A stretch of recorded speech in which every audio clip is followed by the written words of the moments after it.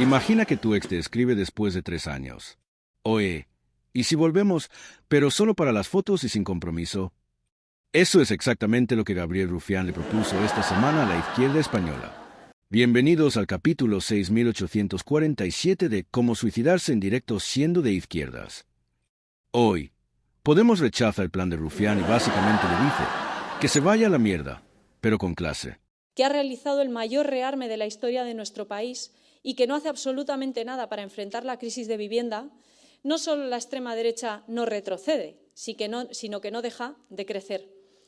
Entonces, si hoy todo el mundo ve que la inacción de este Gobierno es quien está alimentando el malestar que alimenta a su vez a la extrema derecha, ¿cómo es posible, compañeros y compañeras, que la conclusión que saque tanta gente a nuestro alrededor es que hay que seguir apoyando al PSOE a cualquier precio?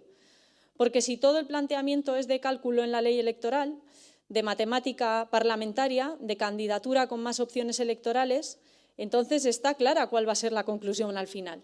Es que hay que apoyar al PSOE y que hay que votar al PSOE porque es la candidatura más grande.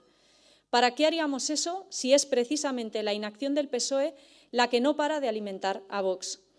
Rufián, que lleva desde 2019 diciendo que la unidad es la hostia, sacó esta semana la calculadora y dijo: mirad, si en cada provincia votamos todos a la lista que más escaños saque, le damos una paliza a la derecha.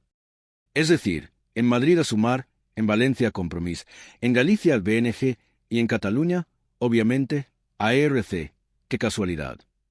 El plan parecía razonable. Si no conocieras a la izquierda española, claro. Si todo es cálculo electoral, entonces votad al PSOE, que es el más grande. Gracias por la oferta, Gabriel, pero yo prefiero seguir teniendo 4 diputados valientes que 40 cobardes callados detrás de Yolanda. O sea, resumen, Rufián dice unidad para ganar. Belarra responde prefiero pureza y perder con dignidad. Y mientras tanto el PSOE se fuma un puro y Vox saca 60 escaños. Esto es la izquierda española en 2025. ERC quiere unidad, pero solo si manda ERC. Sumar quiere unidad, pero solo si manda Yolanda. Podemos quiere unidad, pero solo si manda Podemos. Y el PCE sigue pensando que está en 1936. Es como un grupo de WhatsApp de ex. Todos se odian, pero nadie se sale porque quedan 3 meses de Netflix compartido. Por ese camino lo que habrán barrido no es a la extrema derecha que dicen combatir, sino a la izquierda, al feminismo, al ecologismo y al antirracismo. Claro, Ione, totalmente. Lo que está haciendo crecer a Vox es que no os unáis. ¿No será que lleváis 10 años peleando por sillones mientras la gente no llega a fin de mes? No, no. La culpa es de la matemática parlamentaria. Resumen del capítulo de hoy. Rufián ofreció una calculadora. Belarra la tiró por la ventana y dijo: ¡viva la revolución! Y el PSOE se apuntó otros 15 escaños sin mover un dedo.